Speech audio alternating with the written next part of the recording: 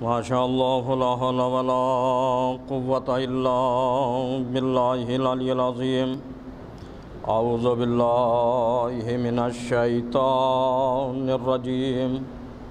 بسم اللہ الرحمن الرحیم۔ الحمد للہ الواحد الاحد الصمد الذی لم یلد ولم یولد ولم یکن لہ کفوا احد۔ الصلاۃ والسلام والتحیۃ والاکرام علی اول العدد العبد المؤید والرسول المسدد المصطفى الامجد المحمود الاحمد مولانا و مولا الکونین جد الحسن والحسین ابی القاسم محمد و اہل بیتہ الطیبین الطاہرین المعصومین المظلومین المنتجبین الغر المیامین الذین اذهب اللہ عنہم الرجس وطہرہم تطہیرا۔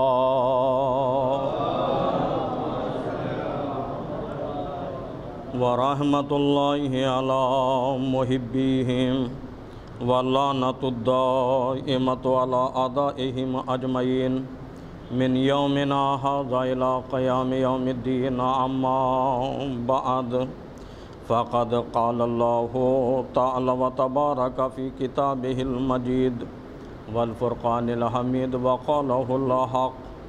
بسم اللہ الرحمن الرحیم۔ کل نفس ذائقۃ الموت وانما توفون اجورکم یوم القیامہ۔ صلوات بھیجے پر محمد و آل محمد۔ بزرگان قوم ملت، برادران ایمان، چند لفظ اپنے اس بھائی کے لیے جس کی آج سے غم کی مجلس ہے۔ بہرحال اس مجلس کو میں نہیں چاہتا تھا کہ میں خطاب کروں، میں چاہتا تھا کوئی بھی اس مجلس کو پڑھے، اس لیے کہ میرے لیے یہ سخت منزل ہے اور ایک امتحان کی منزل ہے۔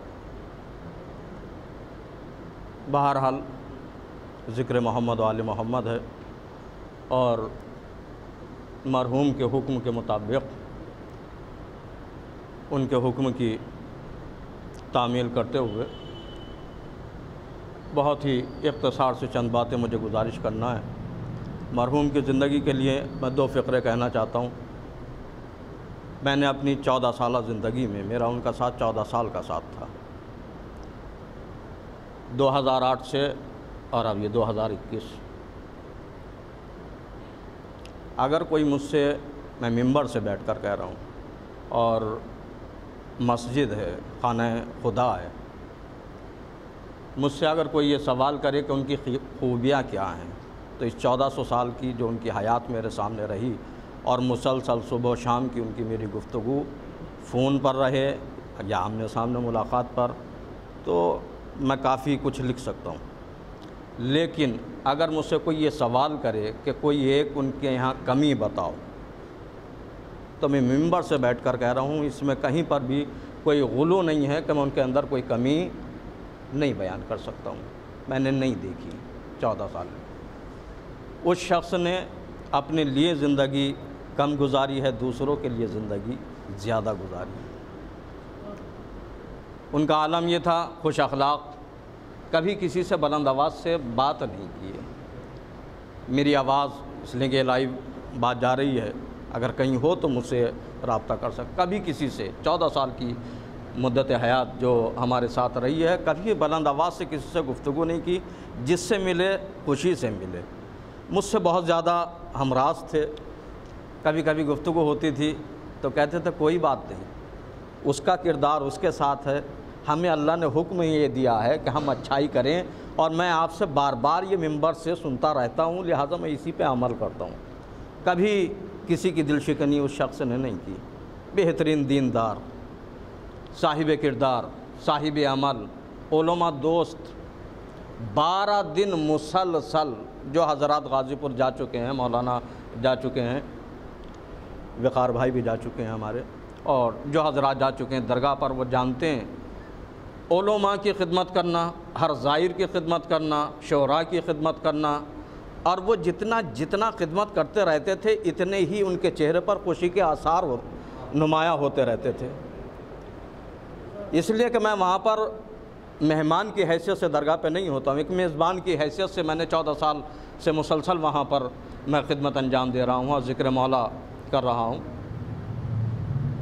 آپ اندازہ لگائیے گا کہ وہاں پر صبح 7 یا 8 بجے مجلس شروع ہو جاتی ایام اعضاء میں، اور رات میں 12 بجے تمام ہوتی ہے، جس کے قبلہ بھی شاہد ہیں۔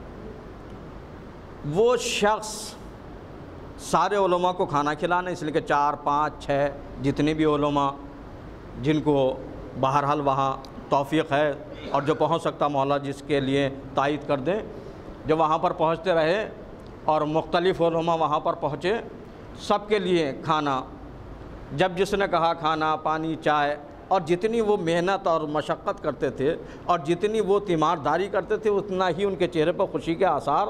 لیکن جو جملہ کہنا چاہ رہا ہوں میں، اور 2-3 سال مولانا مسلسل رہے، تو ظاہر سی بات ہے یہ میرے چھوٹے بھائی ہیں، اور میرے عمر کے تقاضے کے اعتبار سے یہ کہتے تھے کہ رات کی مجلس اب جب میں ہوں تو میں پڑھ لوں گا، لیکن میں نے مسلسل رات کی مجلس سے 12-1 بجے تک وہاں پر پڑھی، اس لیے کہ جو میزبان، جو ہمارے مہمان ذاکرین ہوتے تھے، تو میں کوشش یہ کرتا تھا کہ وہ دن میں پڑھ لیں، ان کو کوئی پریشانی نہ ہو، رات کی مجلس سے ہم پڑھ لیں گے۔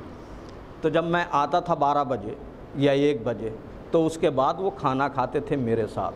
میں کہتا تھا آپ کھانا کھا لیجئے، کیوں نہیں کھاتے؟ کہا جب تک میرے بھائی نے کھانا نہیں کھایا میں کیسے کھانا کھا سکتا ہوں۔ ایک ایک ذاکر کو کھلا کر، ایک ایک خطیب کو کھلا کر، ایک ایک عالم کو کھلا کر، عزیزان گرامی وہ شخص کی کتنی خوبیاں ہیں اس کو بیان نہیں کیا جا سکتا ہے۔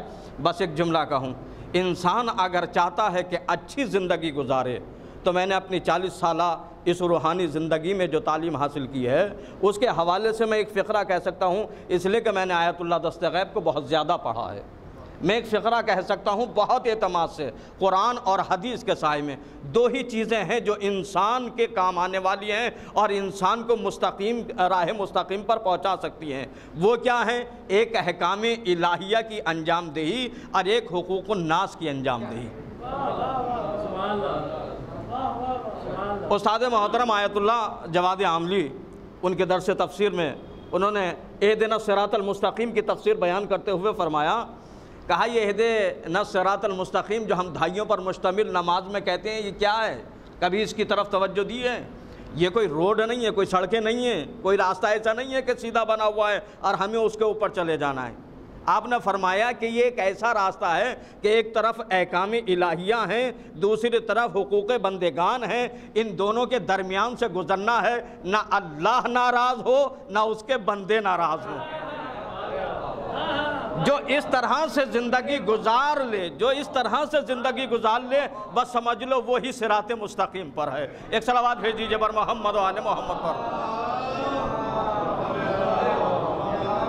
بس میں جلدی اپنی بات کو، اس لیے مختصر سا موضوع ہے، وقت بھی اور حالات اور زمان و مکان کے اعتبار سے بھی مجھے بہت زیادہ طول نہیں دینا۔ ایک مختصر سی بات، فضائل آپ ماشاءاللہ ہمارے شعراء کرام سے سن چکے ہیں، اور میں بھی بہرحال اہل بیت ہی کے سائے میں جو بھی گفتگو کروں گا انہی کے اقوال کے تحت ہوگی، لیکن میں کچھ وہ باتیں کرنا چاہتا ہوں جو میرے نفس کے لیے ہیں، جو میرے برابر کے بھائیوں کے لیے ہیں، جو میرے جوانوں کے لیے ہیں، تاکہ ہم یہ سمجھیں کہ ہم ہیں کہاں، کس جگہ ہیں۔ آج کے دور میں ہم میں سے کوئی یہ کہہ سکتا ہے کہ ہم کس صورتحال میں زندگی گزار رہے ہیں؟ پہلے زمانہ تھا کہ اس زمانے میں یہ کہا جاتا تھا کہ بچہ پیدا ہوا ہے، یہ جوانی کی حدیں پار کرے گا، جوان ہوگا، ضعیفی میں آئے گا، اور ضعیفی میں جب آتا تھا تو اتنا موقع ملتا تھا کہ جیسے پرانے زمانے میں چراغ جلا کرتے تھے اور اس میں تیل ڈالا جاتا تھا، چراغ جلتے تھے، اور وہ جب تیل ختم ہو جاتا تھا تو کچھ دیر اس کی لو جلا کرتی تھی، بھڑکتا تھا، اور اس کے بعد وہ بجھتا تھا۔ اس دور کے لوگ اسی طرح سے تھے، لیکن آج میں بہت معذرت کے ساتھ، میرا سماج مجھے جملہ کہنے کے اوپر آمادہ کر رہا ہے، میرا ضمیر، میرا نفس یہ جملہ کہنے کے لیے آمادہ کر رہا ہے، ہم اس منزل عمل میں پہنچ گئے ہیں کہ جہاں گناہ زیادہ ہو چکے ہیں، نیکیاں کم ہو چکی ہیں، جس کی بنیادیں یہ پیدا ہو گئی ہیں کہ کسی کو یہ نہیں معلوم کہ اس کا دیا کب بجھ جائے، اس لیے کہ احادیث اہل بیت علیہ السلام ہے، اہل بیت علیہ السلام نے صریحاً فرمایا ہے جب گناہوں کی زیادتی ہوتی ہے تو موتیں زیادہ ہونے لگتی ہیں۔ تو عزیزان گرامی، ہمیں سوچنا ہے، سمجھنا ہے۔ بس میں مختصر سی گفتگو، میں نے جس آیہ کریمہ کی تلاوت کی ہے سورہ آل عمران کی 185 نمبر کی آیہ کریمہ ہے، پہلا فقرہ سب جانتے ہیں، ہر فرد کو یاد ہے، کل نفس ذائقۃ الموت، ہر نفس کو موت کا ذائقہ چکھنا ہے، کوئی نفس ایسا نہیں ہے کہ جو موت کا ذائقہ نہ چکھے۔ توجہ دیجئے گا، ہر نفس، جو نفس ہے اس کو موت کا ذائقہ چکھنا ہے۔ تو جب موت کا ذائقہ چکھنا ہے تو میں ایک جملہ کہنا چاہتا ہوں تمہید سے گزرنے کے لیے، باب معرفت کا فقرہ ہے، اس ذائقے کو بتائے گا کون؟ توجہ دیجئے گا، اس ذائقے کو بتائے گا کون؟ اس لیے کہ جس نے اس کا ذائقہ چکھ لیا اب وہ اس لائق رہا نہیں جو بتا سکے۔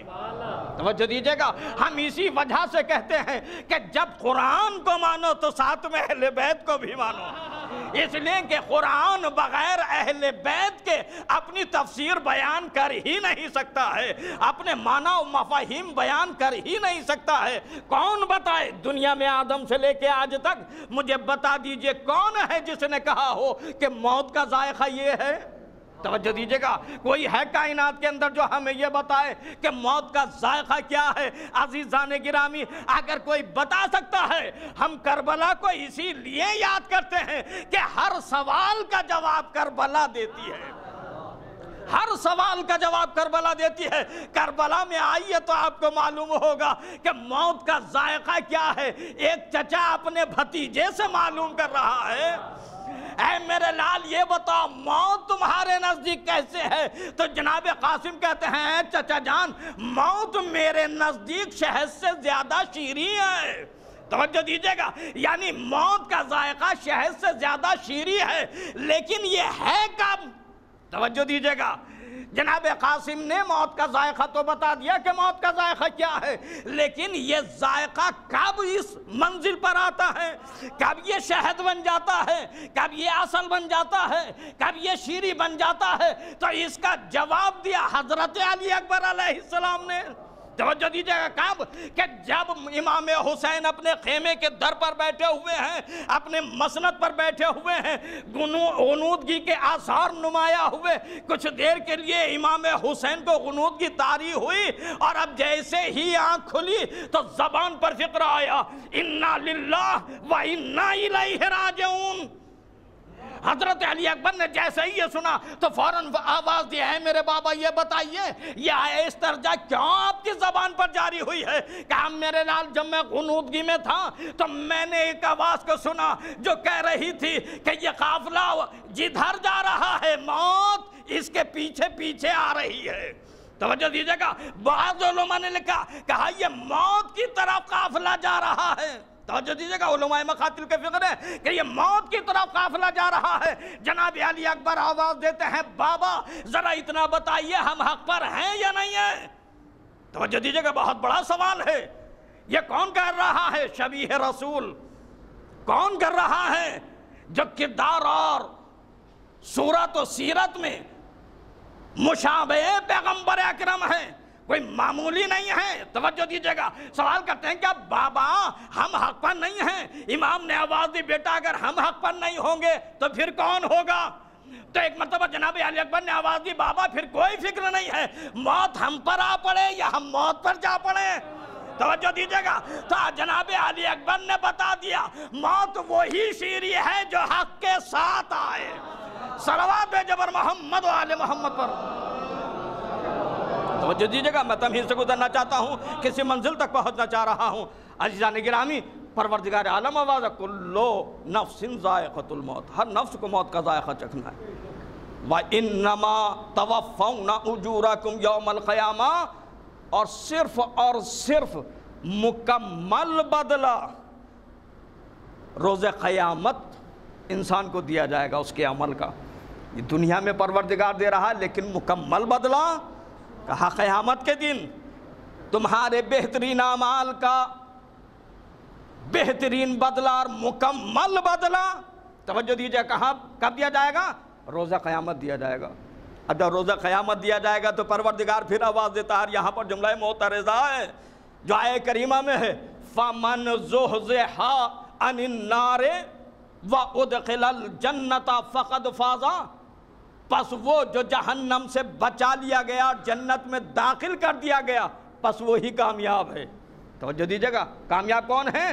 جو جہنم سے بچ جائے جنت میں داخل ہو جائے وہ کامیاب ہے۔ توجہ دیجئے گا، تو اس فقرے سے کوئی انسان ایسا ہے جو انجان ہو، کل نفس ذائقۃ الموت، ہر انسان جانتا ہے۔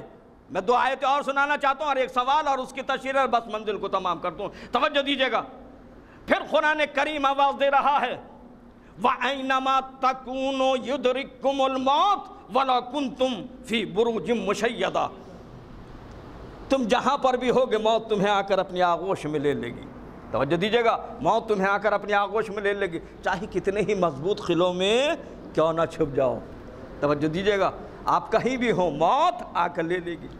بہت مشہور روایت ہے اور یہ کئی طریقے سے بیان ہوئی ہے کہ جناب سلیمان کی بارگاہ میں ایک شخص بیٹھا ہوا ہے، میں نے گفتگو ہے، نبی اللہ کی خدمت میں پہنچا ہے، زیارت کے لیے پہنچا ہے یا اپنے کسی سوال کے لیے پہنچا ہے، اتنے میں حضرت عزرائیل، حضرت ملک الموت پہنچ گئے۔ جو حضرت ملک الموت پہنچے تو انہوں نے گھور کے دیکھنا شروع کیا۔ توجہ دیجئے گا، اس آیت کی تفسیر کے لیے میں اس روایت کا سہارا لینا چاہتا ہوں، زیادہ طول نہیں دینا چاہتا۔ جیسے ہی گھور کر دیکھنا شروع کیا حضرت ملک الموت نے تو اس شخص نے دیکھا کہ مجھے ہی دیکھے جا رہا ہے۔ اب اس کے بعد ملک الموت چلے گئے۔ ملک الموت جو بھی نبی اللہ سے گفتگو کرنا تھی وہاں سے چلے گئے۔ جب چلے جاتے ہیں تو اب اس شخص نے کہا کہ یہ شخص مجھے گھور گھور کر بہت دیکھ رہا تھا، یا نبی اللہ کیا بات ہے، یہ کون تھا؟ کہا یہ ملک الموت۔ بس یہی سنا کہ ملک الموت، کہا ملک الموت، کہا ہاں، کہا تو مجھے تو بہت ڈر لگ رہا ہے، یہ میری روح قبض کر لے گا، لہٰذا آپ مجھے ایسا کریے کہ یہاں سے ہندوستان بھیج دیجئے۔ جناب سلیمان کی ہواؤں پر حکومت دیا، وہ ہندوستان آ گئے۔ اس کے چند لمحے بعد یا جتنی دیر بعد بھی روایت بتاتی کہ حضرت عزرائیل، حضرت ملک الموت پھر بارگاہ نبوت میں پہنچے، اور جب پہنچے تو ایک مرتبہ حضرت سلیمان نے پوچھا کہ بھئی تم اسے گھور گھور کر کیوں دیکھ رہے تھے؟ کہا یا نبی اللہ میں اس لیے گھور کر دیکھ رہا تھا کہ مجھے حکم تھا کہ اس کی ہندوستان میں روح قبض کی جائے، وہ آپ کے پاس بیٹھا ہوا تھا، تو میں یہ سوچ رہا تھا یہ اتنی جلدی وہاں پر پہنچے گا کیسے۔ توجہ دیجئے گا، وہ موت سے بچنا چاہ رہا تھا لیکن موت اسے خود اپنی آغوش میں لے کر چلی آئی۔ توجہ دیجئے گا، تو عزیزان گرامی کوئی موت سے بچ نہیں سکتا ہے، موت سے کبھی مفن نہیں ہے، لیکن شرط محبت یہ ہے موت سے وہی ڈرتا ہے کہ جس کا مستقبل، جس کا ماضی صحیح نہیں ہوتا ہے، جس کا ماضی صحیح نہیں ہوگا وہ موت سے دنیا میں بھی ڈرتا ہے۔ توجہ دیجئے گا، اور روز حشر بھی ڈرتا ہے۔ یہی بنیاد ہے کہ قرآن کریم نے آواز دی ہے اس کا فیصلہ کرنے کے لیے فَتَمَنَّوُا الْمَوْتَ إِن كُنتُمْ صَادِقِينَ، اگر تم سچے ہو، توجہ دیجئے گا، اگر تم سچے ہو تو موت کی تمنا کرو۔ عزیزان گرامی یہ حکم کس کے لیے ہے؟ کہا اگر تم سچے مومن ہو تو تم موت کی تمنا کرو۔ اپنے کو مومن کہہ رہے ہو، اللہ والا کہہ رہے ہو، رسول والا کہہ رہے ہو، اہل بیت والا کہہ رہے ہو، دیندار والا کہہ رہے ہو، تو اپنی موت کی تمنا کرو۔ توجہ دیجئے گا، یعنی اس کا مطلب یہ ہے کہ ولایت خدا تب ثابت ہوتی ہے جب انسان موت کی تمنا کرے۔ توجہ دیجئے گا، میرا جملہ میں عزیزان گرامی صاحبان علم و فہم تشریف فرما ہے، میں جلدی جلدی اپنی باتیں عرض کرنا چاہتا ہوں۔ ولایت خدا تب ثابت ہوتی ہے جب انسان موت کی تمنا کرے۔ یہاں سے پتہ چلتا ہے یہ کتنا اپنے رب کا ماننے والا ہے، یہ کتنا اپنے خدا سے محبت کرنے والا ہے، یہ کتنا اپنے انبیاء مرسلین اور اہل بیت سے محبت کرنے والا ہے۔ یہاں سے اندازہ ہوتا ہے جب وہ انسان موت کی تمنا کرے۔ لیکن پھر سورہ جمعہ کی آیتیں آواز دیتی ہیں کہ ان لوگوں کے لیے جن کا ماضی صحیح نہیں ہے وَلَا يَتَمَنَّوْنَهُ أَبَدًا بِمَا قَدَّمَتْ أَيْدِيهِمْ، ارے یہ اپنے ماضی کو جانتے ہیں، یہ کبھی موت کی تمنا نہیں کریں گے۔ توجہ دیجیے گا. تو موت کی تمنا وہی کرتا ہے جسے اپنے ایمان پر یقین ہو, اپنے عمل پر یقین ہو. اور اگر یہ دیکھنا ہے تو کربلا کے میدان میں آ کر دیکھ لیجئے. کربلا کے میدان میں ہر فرد ہے جو یہ کہہ رہا ہے پہلے میں جاؤں گا, پہلے میں جاؤں گا. یعنی اپنے اعمال پر اور عقیدے پر اتنا اعتبار ہے کہ ہم وہ ہیں جو کامیاب ہیں. توجہ دیجیے گا, ہم وہ ہیں جو کامیاب ہیں. اس کا مطلب یہ ہے کہ کامیاب زندگی اسی کو کہا جاتا ہے کہ جب رب کریم کی بارگاہ میں انسان کامیاب چلا جائے.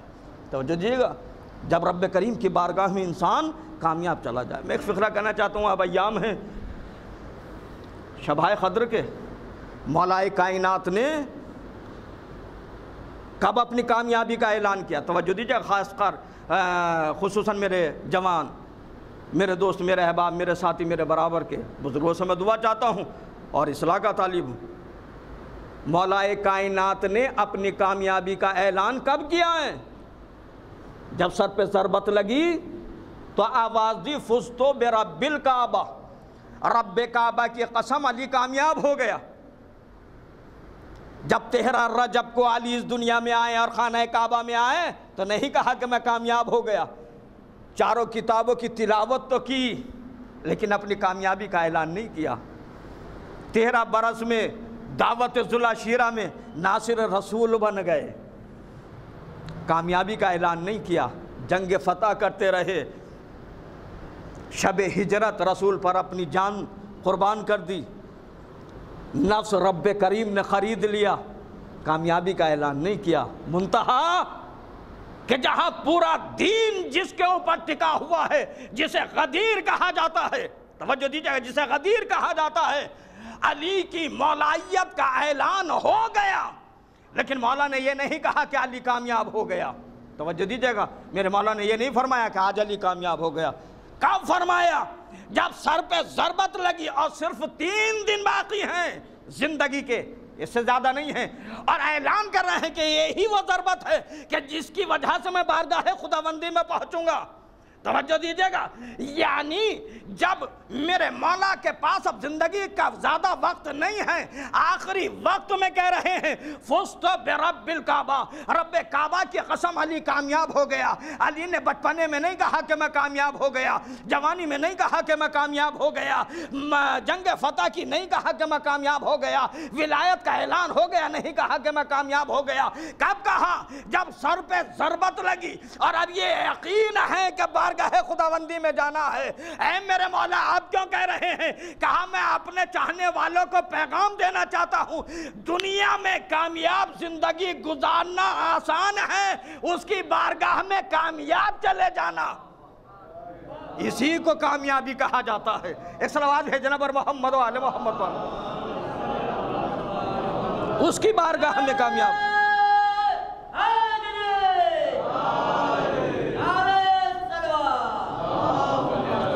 اس رب کریم کی بارگاہ میں انسان کامیاب چلا جائے. وہ رب کریم آواز ہے, تم جہاں ہوگے موت تمہیں وہیں پر لے لے گی. وَمَا تَدْرِي نَفْسٌ بِأَيِّ أَرْضٍ تَمُوتُ, کسی کو یہ بھی نہیں پتا کہ اسے موت آنا کہاں ہے. کسی کو نہیں معلوم ہے کہ موت کہاں آنا ہے. ہم آئے ہیں لکھنؤ, پتہ نہیں, آ تو گئے ہیں, جائیں یا لے جائیں یقین ہے نہیں ہے. ممبر تک آ گئے ہیں, توجہ دیجیے گا, ممبر سے پر آنا یہاں تک آ گئے, نہیں معلوم اتریں گے یا اتارے جائیں گے, کسی کو نہیں معلوم. ہم یہاں آئے ہیں, پتہ نہیں جائیں گے یا لے جائیں گے. موت کا کوئی بھروسہ نہیں ہے, کسی کو یقین نہیں کب آنا ہے, کسی کو معلوم نہیں ہے. لیکن ہاں اس بات کا سب کو یقین ہے کہ موت آنا ہے. کہیں پر کوئی اس میں کسی مذہب میں, کسی قوم میں کہیں پر کوئی اختلاف کسی اعتبار سے نہیں ہے, کسی روایت میں کوئی اختلاف نہیں ہے. قرآن میں کسی بھی انسان سے معلوم کریے, کسی بھی مذہب کا ماننے والا ہو کہ موت آنا ہے, کہے گا ہاں موت آنا ہے. موت کا سب کو یقین ہے کہ موت آنا ہے. میں ایک سوال کرنا چاہتا ہوں, جب دنیا کا ہر انسان یہ کہہ رہا ہے کہ موت آنا ہے, تو میں اپنے ضمیر سے اور اپنے جوانوں کے ذہنوں کو اجاگر کرنے کے لیے جملہ کہنا چاہتا ہوں. جب ہمیں یقین ہے کہ موت آنا ہے اور ہمیں اس کی بارگاہ میں جانا ہے, تو یہ بتائیے کہ ہم نے انتظام کیا کیا ہے؟ جس زمانے میں جن حالات میں ہم زندگی گزار رہے ہیں، نہیں معلوم کون کس ٹائم جائے، کس وقت جائے، تو آیا ہم نے کوئی تیاری کی ہے اس کی بارگاہ میں جانے کے لیے؟ عزیزان گرامی، اگر ہم نے اس کی بارگاہ میں جانے کے لیے تیاری نہیں کی ہے تو ہم سے بڑا بدنصیب کوئی نہیں ہے۔ جب ہمیں یقین ہے کہ ہم اس کی بارگاہ میں جائیں گے، توجہ دیجیے گا، تو ہمیں تیاری کرنا چاہیے یا نہیں کرنا چاہیے؟ میں بہت ہی معذرت کے ساتھ، میرا جملہ اگر سخت ہو تو میں معذرت چاہتا ہوں، لیکن کہنا چاہتا ہوں عزیزان گرامی، یہ ہمارا سماج، یہ ہمارا معاشرہ، یہ ہمیں یہ بتا رہا ہے کہ ہمیں اس کے اوپر یقین نہیں ہے۔ توجہ دیجیے گا، اس کے اوپر یقین نہیں ہے، لیکن موت کے اوپر پھر بھی سب کو یقین ہے۔ لیکن جب معلوم ہے کہ موت پر یقین ہے، جانا ہے اس کی بارگاہ میں، ایک فقرہ ہے احادیث کے حوالے سے عرض کرنا چاہتا ہوں۔ مولا کائنات امیر المومنین علی بن ابی طالب علیہ السلام نہج البلاغہ میں فرماتے، توجہ دیجیے گا، شاید مولا کا اشارہ اس طرف ہو، انسان نے کیا آمادگی کی ہے، کون کتنا آمادہ ہے رب کریم کی بارگاہ میں جانے کے لیے؟ میں نہیں جانتا میں کتنا آمادہ ہوں، میں اپنے بارے میں جانتا ہوں۔ توجہ دیجیے گا، ہر انسان اپنے بارے میں جان رہا ہے کہ وہ کتنا آمادہ ہے، لیکن مولا نہج البلاغہ میں آواز دے رہے ہیں کہ یہ انسان اگر اس دنیا میں ہے کچھ آمادگی نہ کرے تو اسے کم سے کم ان سوالوں کی طرح متوجہ ہونا چاہیے۔ نہج البلاغہ میں میرے مولا فرماتے ہیں، قال الناس ما ترکا، لوگ جب تم اس دنیا سے چلے جاؤ گے تو لوگ کہیں گے کہ اس نے چھوڑا کیا ہے، یہ ہے یہ نہیں ہے، لوگ یہ پوچھیں گے اس نے چھوڑا کیا ہے۔ اور جب انسان ہم قبر میں پہنچیں گے تو ملائکہ کہیں گے کیا؟ مولا کا فکر ہے، قالت الملائکۃ ما تقدم، ملائکہ اس میت سے کہیں گے کہ تو لایا کیا ہے۔ توجہ دیجیے گا، یہاں والے کیا سوال کریں گے؟ چھوڑ کر کیا گیا ہے؟ وہاں سوال کیا جائے گا کہ لایا کیا ہے۔ تو عزیزان گرامی، یہاں کی زندگی یہاں کے ساتھ ہے، اصل زندگی وہاں کی ہے۔ تو جب اصل زندگی وہاں کی ہے تو وہاں کے لیے سامان مہیا کرنا ہے۔ جس نے وہاں کے لیے سامان مہیا کر لیا وہ عاقل بھی ہے، دیندار بھی ہے۔ توجہ دیجیے گا، وہ عاقل بھی ہے، دیندار بھی ہے، اور جس نے اس کے لیے سامان مہیا نہیں کیا تو نہ وہ عاقل ہے نہ وہ دیندار ہے۔ میں بات کو سمیٹنا چاہتا ہوں، توجہ دیجیے گا، زیادہ طول نہیں دینا چاہتا۔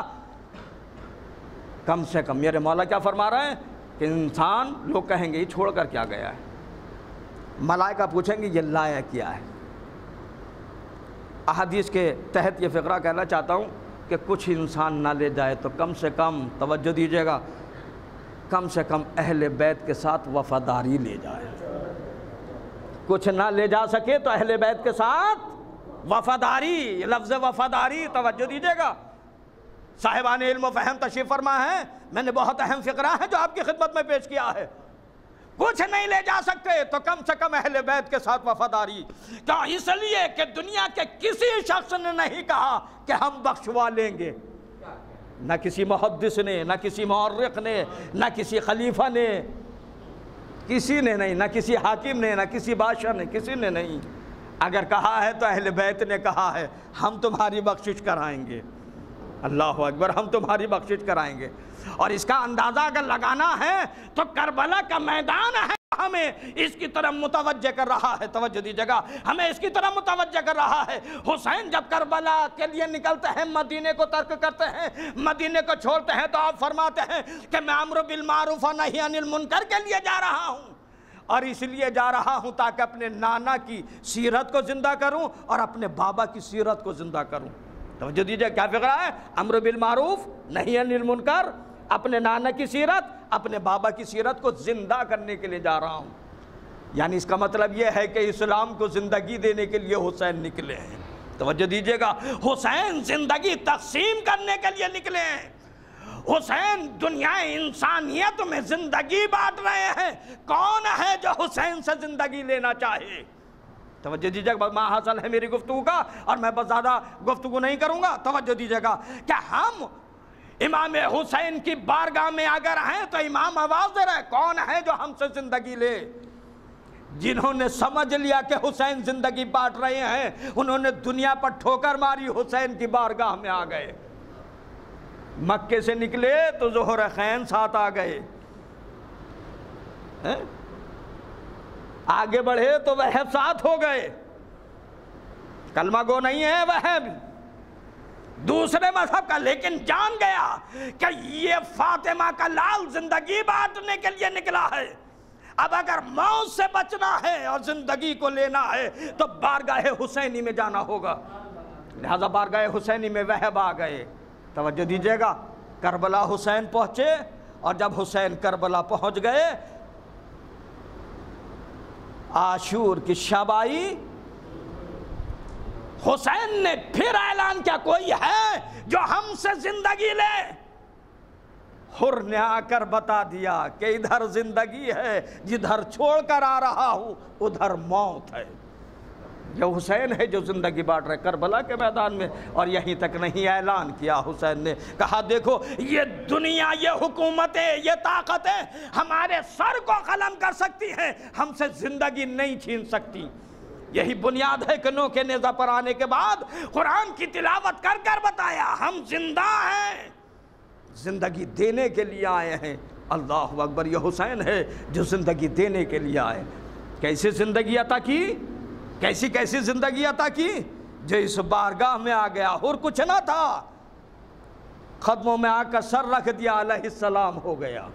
اللہ اکبر، اللہ اکبر۔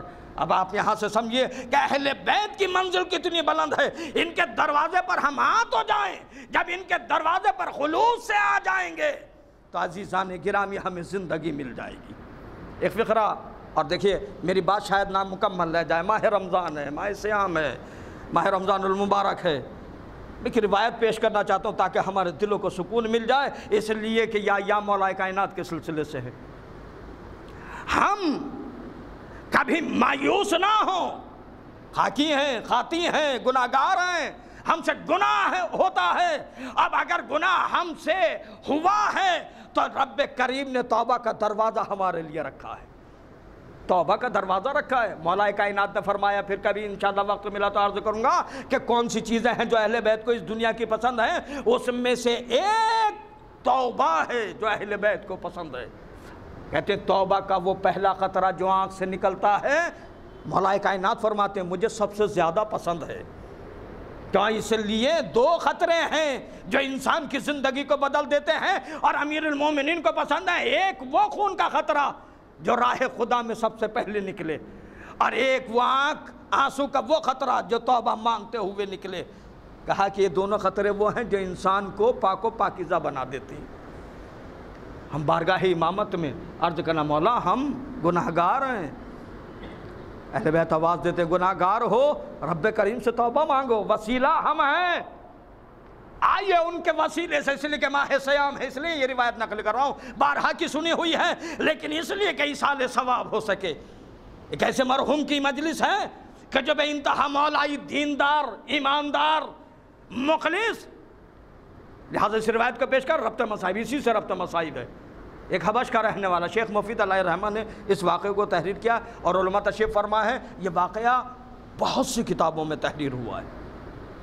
حبش کا رہنے والا غلام بارگاہ امامت میں آیا، اور آنے کے بعد کہتا ہے مولا مجھ سے خطا ہو گئی، غلطی ہو گئی۔ کیا ہوا؟ میں اپنے لیے، اپنے ضمیر کے لیے، اپنے نفس کے لیے، اپنے جوان بھائیوں کے لیے روایت سنانا چاہتا ہوں۔ ہمارے لیے موقع ہے، ہم اس دنیا میں ہیں، ابھی موقع ہے، آنکھ بند نہیں ہوئی ہے، موقع ہے، آئیں اہل بیت کو وسیلہ بنائیں، اہل بیت کو وسیلہ بنانے کے بعد ان سے توبہ کریں۔ تو عزیزان گرامی اگر ہم نے توبہ کے لیے ہاتھوں کو اٹھا دیا، رب کریم آواز دیتا ہے ہم تمہیں طیب و طاہر بنا دیں گے۔ اللہ اکبر۔ حبشی غلام آتا ہے، مولا ہم سے غلطی ہو گئی، خطا ہو گئی، کیا ہوا؟ کہا مولا میں نے چوری کی ہے۔ چند لفظیں ہیں، جلدی جلدی سماعت فرما لیجئے۔ مولا مجھ سے غلطی ہو گئی، کیا ہوا؟ مولا میں نے چوری کی ہے۔ شیخ مفید علیہ الرحمہ نے اپنی کتاب میں تحریر فرمایا ہے، کہتا ہے یہ شخص مولا سے کہے یا امیر المومنین، جس کی چوری کی ہے اسے پتہ نہیں ہے، مگر میں نے چوری کی ہے، میں گناہگار ہوں، میں آپ کی بارگاہ میں آیا ہوں، اس لیے آیا ہوں کہ آپ مجھے طیب و طاہر بنا دیں۔ اللہ اکبر، کتنا بڑا فقرہ ہے۔ میں آپ کی بارگاہ میں آیا ہوں، میں اپنے گناہ کو قبول کرتا ہوں۔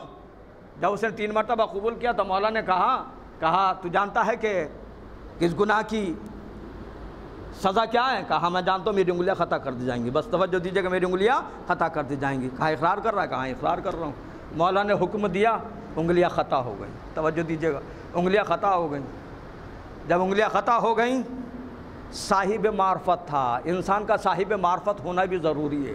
صاحب معرفت تھا، کٹی ہوئی انگلیوں کو بیکار نہ سمجھا، ان کو بھی اٹھا لیا اور اپنی ہتھیلی پہ رکھ لیا اور ہاتھ کو پکڑ کر دربار امامت سے باہر آیا۔ شیخ مفید اللہ رحمہ فرماتے ہیں کہ چوراہے پر آنے کے بعد کہتا ایھا الناس اعلموا وافہموا، اے لوگو جان لو سمجھ لو، میں تم سے کچھ کہنا چاہتا ہوں۔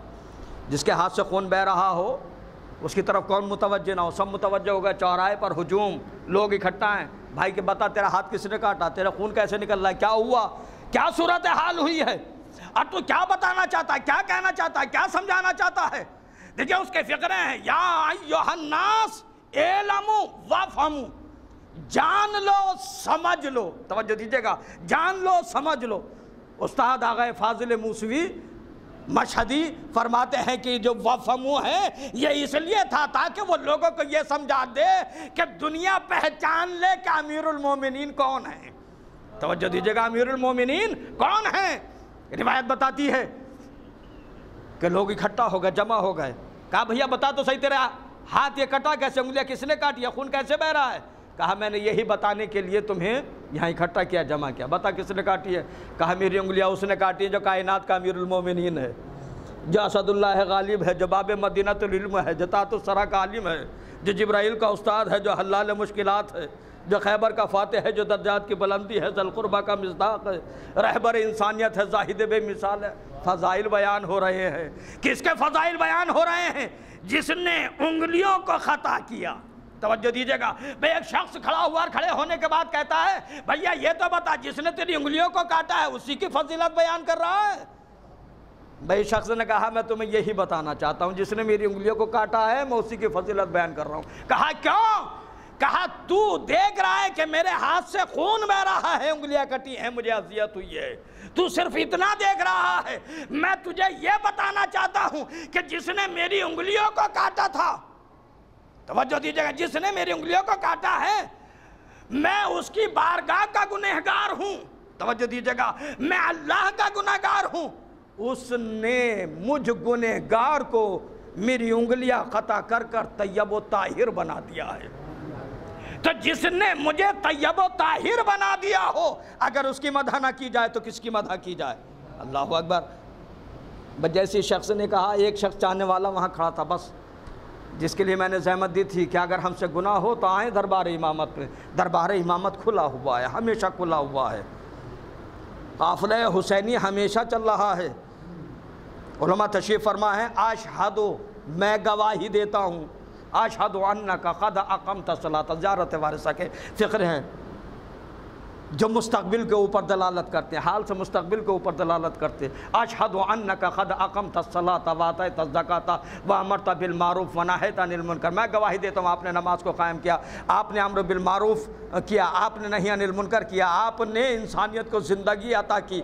یہ ہم کہاں گواہی دے رہے ہیں؟ ہر شب جمعہ امام حسین آواز دیتے ہیں کہ قافلہ حسینی میں شامل ہونا چاہتے ہو، آج بھی قافلہ رواں دوا ہے، نماز قائم کرتے رہو، حسینی قافلے میں آ جاؤ گے، امر بالمعروف کرتے رہو، حسینی قافلے میں آ جاؤ گے، دیندار بنتے رہو، حسینی قافلے میں آ جاؤ گے۔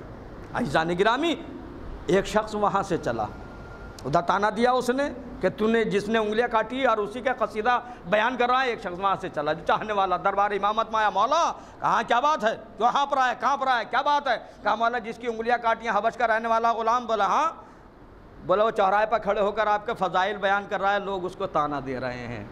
محبت امام امیر المومنین کی محبت، اللہ اکبر، اپنے چاہنے والوں سے کتنی، ہر امام اپنے چاہنے والوں سے کتنی محبت کرتا ہے۔ توجہ دیجیے گا، مولا لوگ اسے تانا دے رہے ہیں جس کی انگلیوں کو آپ نے کاٹا، وہ آپ کے فضائل بیان کر رہا ہے۔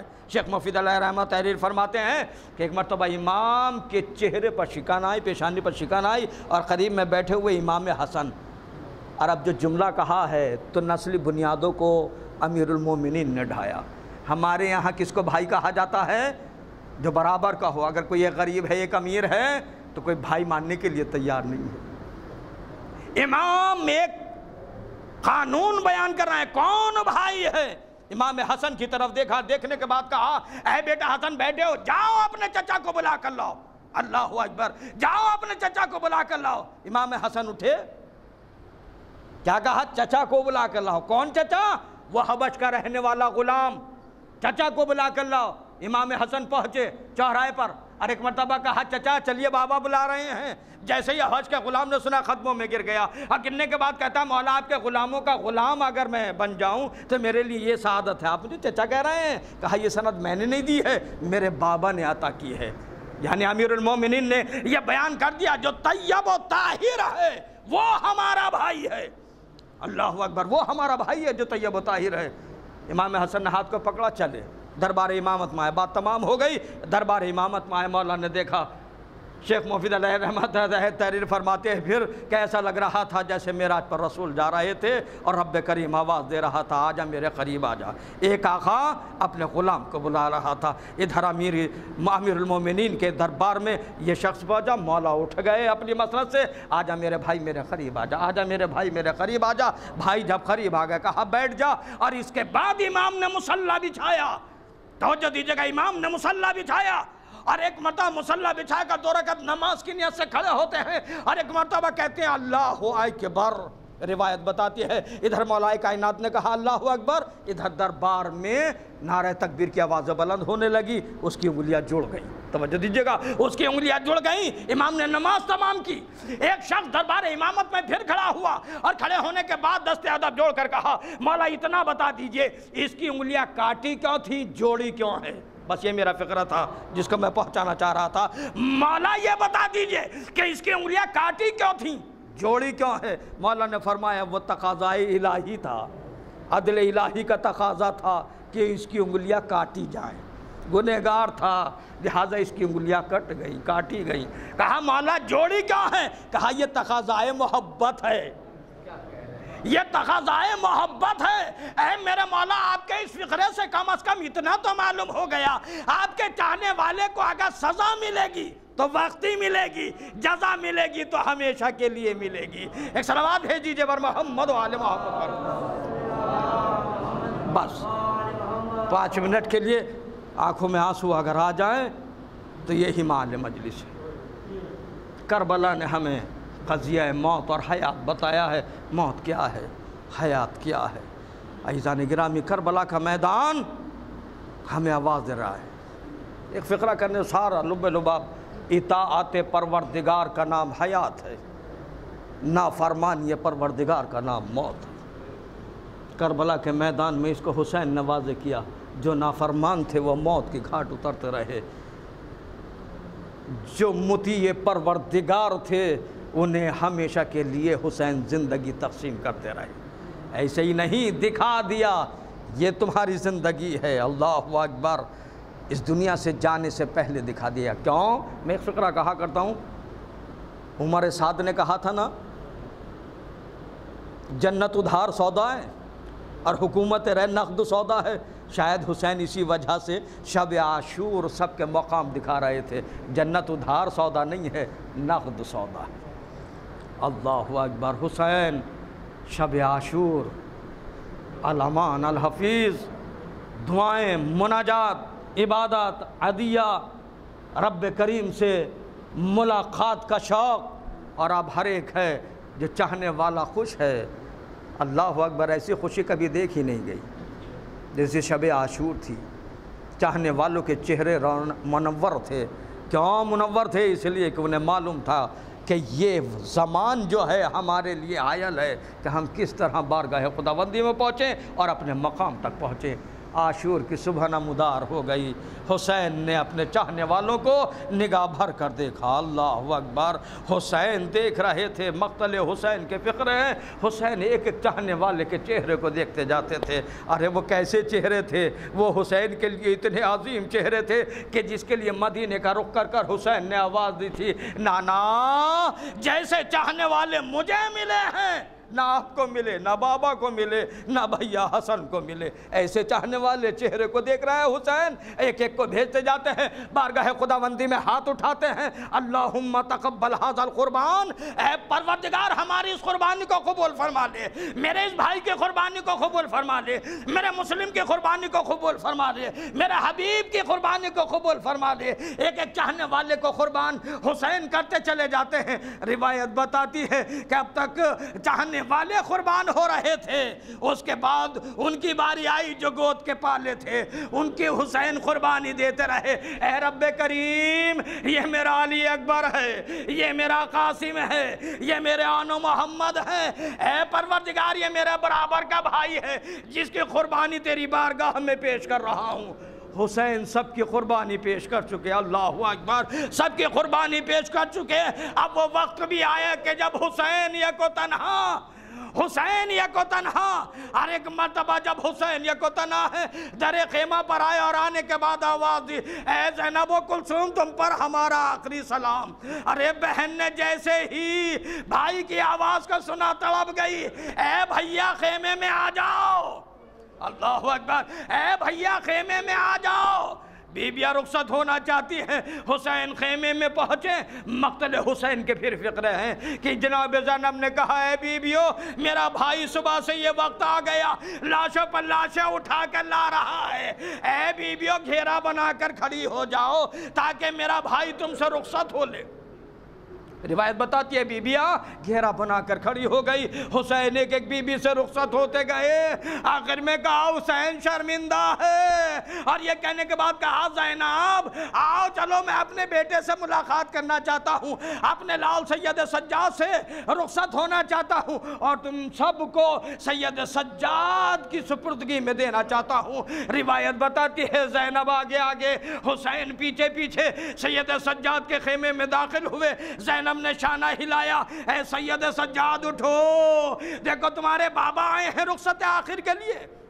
روایت بتاتی ہے سید سجاد نے آنکھوں کو کھولا، سامنے بابا کھڑے ہوئے ہیں خون میں نہائے ہوئے۔ مقتل لکھتا ہے کہ پہلی نظر میں سید سجاد پہچان نہ پائے، سید سجاد پہچان نہ پائے۔ روایت بتاتی ہے کہ ایک مرتبہ آواز دی، اے پھوپھی اماں یہ خون میں نہائے ہوئے۔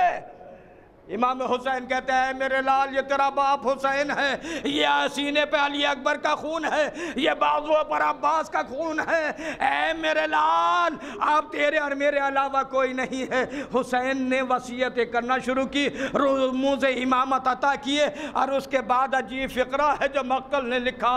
حسین کہتے ہیں اے سید سجاد جب قید شام سے چھوٹ کر مدینے جانا، شیعتنا منی السلام، میرے شیعوں کو میرا سلام کہہ دینا، اللہ اکبر۔ اور اس کے بعد یہ اشعار جو پڑھے جاتے ہیں، شیعتی مہما شربتم معاذ من فذکرونی اور سمیتم بے غریب اور قتیل فندبونی۔ اے سید سجاد ارے جب مدینے جانا میرے چاہنے والے ملے تو ان سے کہہ دینا جب ٹھنڈا پانی پینا تو میری پیاس کو یاد کر لینا۔ عزادار ہو جاتے وقت حسین آپ کو یاد کر رہے ہیں۔ روایت بتاتی ہے سیدہ کا لال بیٹے سے رخصت ہوا، میدان میں آیا، نظر شمالا و یمینا، کبھی دائیں دیکھتے ہیں کبھی بائیں، کوئی نظر نہیں آتا۔ آواز دی، اے بھیا عباس آؤ سوار کراؤ، اے علی اکبر آؤ سوار کراؤ۔ ارے زینب آگے بڑھی، بھائی کو سوار کرایا۔ بس میں دو فقرے اور یہیں پر مصائب کو تمام کرنا چاہتا ہوں۔ روایت بتاتی ہے حسین میدان میں آ گئے، جنگ کی ہزاروں کوفیوں کو فنار کیا۔ نہر کے کنارے جب پہنچتے ہیں، یہ 7واں حملہ تاریخ نے لکھا ہے، حضرت عباس کے سرحانے پہنچے، دیکھا برابر کا بھائی شانے کٹائے ہوئے سو رہا ہے، اترے اپنے اسپِ باوفا سے، بھائی کے سینے پہ ہاتھ رکھا، اے بھیا اٹھو، ارے اپنے بھائی کی جنگ دیکھو۔ حسین یہ کہہ کر اٹھتے ہیں، ارے تم نے میرے شیر کو مار ڈالا، ارے تم نے میرے بھائی کو قتل کر دیا۔ حسین حملے پہ پہ حملہ کرتے جاتے ہیں، زینب دیکھتی جاتی ہیں، لیکن وہ وقت بھی آیا کہ ایک مرتبہ آواز آئی، اے نفس مطمئنہ ارجعی الی ربک راضیۃ مرضیہ، اپنے رب کی طرف پلٹا، تیرا رب تجھ سے راضی ہے، تو اپنے رب سے راضی ہو جا۔ سیدہ کے لال نے چلتی ہوئی تلوار نیام میں رکھی، اب کیا تھا، بھاگی ہوئی فوج پلٹی، کسی نے تیر مارا، کسی نے نیزہ مارا، سیدہ کا لال گھوڑے پر ڈگمگا رہا تھا، زینب آواز دے رہی تھی، ارے میرا بھیا مارا جا رہا ہے، الا لعنۃ اللہ علی قوم الظالمین، سیعلم الذین ظلموا ای منقلب ینقلبون بحق الزہرا و ابیہا و بالہا و بنیہا۔ پروردگارہ تجھے واسطہ محمد و آل محمد کا ہماری اس مختصر سی عبادت کو قبول فرما، رب کریم ہمارے گناہ صغیرہ و کبیرہ کو معاف فرما، پروردگارہ تجھے واسطہ محمد و آل محمد کا ہماری عبادتوں کو قبول فرما، پروردگارہ تجھے واسطہ محمد و آل محمد کا یہ جو بیماری وبا پھیلی ہوئی ہے، پروردگار ہم سبھی مومنین و مومنات کو اس سے محفوظ رکھ، پروردگارہ تجھے واسطہ محمد و آل محمد کا جو مومنین و مومنات اس وبا میں اس دنیا سے رخصت ہوئے ہیں ان کی مغفرت فرما، ان کو جوار ائمہ معصومین علیہ السلام میں جگہ عنایت فرما، پروردگارہ تجھے واسطہ محمد و آل محمد کا تو نے اس مجلس کا ثواب جو معین فرمایا ہے مرحوم حسین عباس عابدی ابن احمد علی عابدی کی روح کو ایصال فرما، ان کے درجات کو عالی فرما، ان کی مغفرت فرما، رب کریم تجھے واسطہ محمد و آل محمد کا جو مریض ان کو شفائے کلی مرحمت فرما، جو مقروض ان کے قرضے کی ادائیگی فرما، جو بے روزگار ان کو روزی عنایت فرما، رب کریم ہمیں حج زیارات سے مشرف فرما، رب کریم روضہ مقدسہ کی حفاظت فرما، ان کے محافظین کی حفاظت فرما، جو اس راہ میں شہادت پائے ہیں ان کے درجات کو عالی فرما، پروردگارہ تجھے واسطہ محمد و آل محمد کا اے رب کریم زمانہ پرآشوب ہے، ہمارے امام کے ظہور میں تعجیل فرما، ہمیں ان کے اعوان و انصار میں شمار فرما، آمین یا رب العالمین۔ آپ حضرات سے التماس ہے کہ ایک مرتبہ سورہ الحمد اور 3 مرتبہ سورہ توحید کی تلاوت فرما کر مرحوم حسین عباس عابدی ابن احمد علی عابدی کی روح کو ایصال